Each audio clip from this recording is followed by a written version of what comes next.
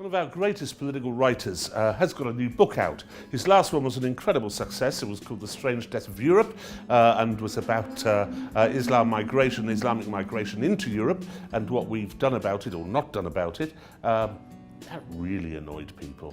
The new one, which looks to me even better, The Madness of Crowds, is an examination of gender, race and identity. I have yet to read it. I want to find out what it's about. What's it about, mate? Well, the subtitle is Gender, Race and Identity. Basically, you're going to really annoy people with this. Basically, what I discovered was that there's a set of issues which we can no longer think about. I mean, everyone says, we're not allowed to talk about this, but it's worse than that. We're not allowed to think about them. This primarily is everything to do, as I do them chapter by chapter in this book, everything to do with gay, everything to do with women, particularly relations between the sexes, everything to do with race, and everything to do with trans, which is the latest thing. Now, I think this is terrible for society. Are we not allowed to talk about it because it's, as they would say, sorted? That's one of the presumptions. And I've been trying to work out for a long time what discussion we do have on these things is so bad. Why, for instance, every time somebody nicks the tripwire, they die, they're destroyed, they're cancelled. And these are the things that cancel people most easily. But also why we were presuming certain things or landed on certain presumptions about things. So let me give you an example.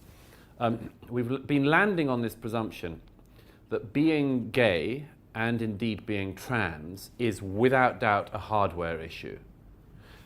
Because there was a realization that you get more sympathy for something if it's hardware. So if you're an alcoholic or a drug addict, and it's just because you like alcohol or drugs, if we can imagine such a person. Not to imagine. Yeah.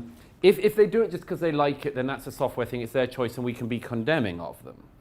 But if it's a hardware thing, they have the alcoholic gene, way out of it. then it's hardware. Now the thing is that we've been agreeing in recent years, because of this, that being gay is hardware. And I say in the first chapter, it probably is, or is in part, but it's not quite as certain as we're pretending. Epigenetic. We actually don't know very much about it still, and I explain why. Well, there was a study recently, of course. Exactly. No gay gene, in Science magazine. But it could be a combination of nurture and nature. Exactly. So, and that's really interesting, because we never have any of that discussion. But the trans movement learned from the gay movement that you've got to make trans hardware.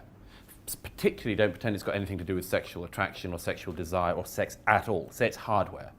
And one of the things I realized when doing the chapter on trans was, this was because it wasn't about trying to build a coalition.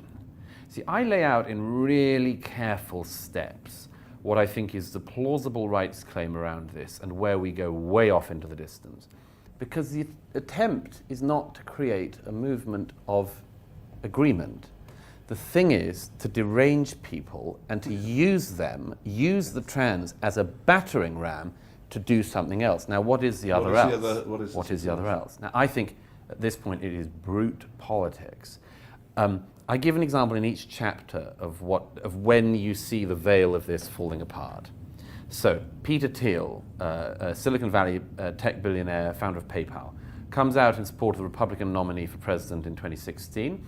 The main gay magazine in America immediately runs a piece denouncing the openly gay Peter Thiel and saying Peter Thiel may sleep with men, but in no way is he gay. That's right. Okay, Kanye West, prominent, undeniably black rapper, comes out for Donald Trump and is denounced in The Atlantic as no longer black. Germaine Greer fails the feminist test, and the most famous feminist of the late 20th century is denounced as no longer a feminist. Now, and Candace Owens on the black. Candace Owens. There's a whole set of the victims of this. So this keeps revealing it's about politics. It claims that being black is not about your skin color, and then it's just unimportant. It's about politics. Attitudes. Gay is about pulling down the patriarchy. Yes. Being a woman is not. It's not just you want equal rights. You're meant to destroy the capitalist order, and all of these things keep betraying this. And I think we have to understand this in order to pull it apart, stop it, and spend our time doing something better. There's an insanity about it. Absolute insanity. Douglas Murray, thank you. Thank you. It's a great pleasure. Your book sells incredibly well. I hope so, because it demoralises my enemies. It does, yes. It annoys all the right people. Thank you.